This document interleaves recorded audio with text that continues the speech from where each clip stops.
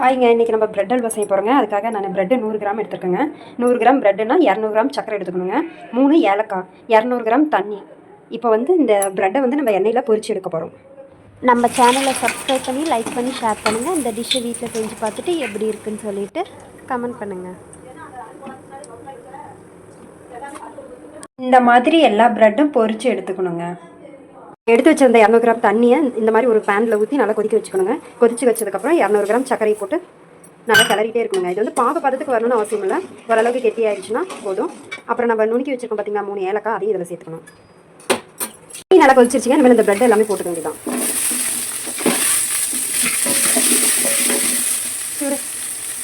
Bread நல்லா இந்த அளவுக்கு வந்ததுக்கப்புறம் கொஞ்சம் நெய் சேர்த்து கிளறிக்கணும். உங்களுக்கு தேவைன்னா கொஞ்சம் முந்திரி பருப்பு இதில் ஆட் பண்ணிக்கலாம்.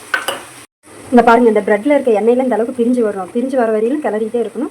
அதுக்கப்புறம் ஸ்டவ் ஆஃப் பண்ணிவிட்டு